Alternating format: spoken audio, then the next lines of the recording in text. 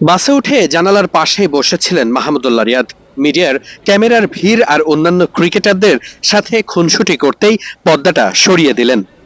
পর্দা সরিয়ে নিজেই মুচকি হেসে খুনসুটি করছিলেন দলের অন্যান্য সব ক্রিকেটারদের সঙ্গে। ক্যামেরা দেখেই মুখে হাত দিয়ে তখন মুখ ঢাকতে ব্যস্ত শরীফুল ইসলামরা।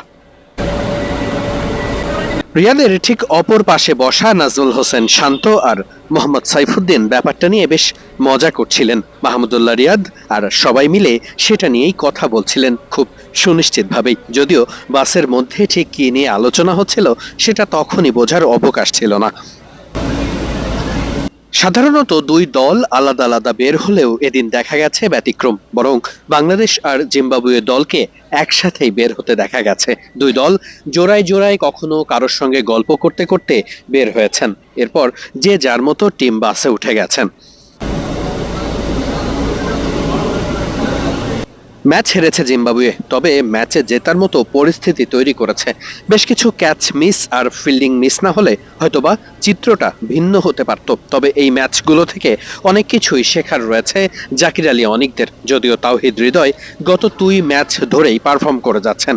ধারাবাহিকতার এই পসরা নিশ্চয়ই তিনি সাজাতে চাইবেন বিশ্বকাপের মঞ্চেও।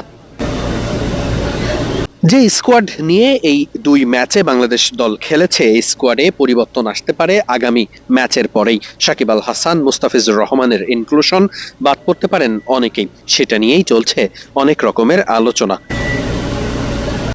সাধারণত ম্যাচ জেতার পর দলের সব ক্রিকেটারদের যেভাবে উচ্ছ্বসিত দেখা যায় তেমনটা দেখা যায়নি। মনে হয়েছে স্বাভাবিক অন্যান্য যে কোনো দিনের অনুশীলন শেষ করেই বাসে উঠছিলেন ক্রিকেটাররা। খুব স্বাভাবিকভাবেই জিম্বাবুয়ের বিপক্ষে যে পারফরমেন্স করে বাংলাদেশ ম্যাচ জিতেছে তা নিশ্চিত করেই কাম্য ছিল না টিম ম্যানেজমেন্টের। ঠিক সে কারণেই ক্রিকেটারদের মধ্যে সেই উচ্ছ্বাস দেখা যায়নি টিম বাসে ওঠার সময়। শুরুটা বেশ দারুণই করেছিলেন লিটন কুমার দাস।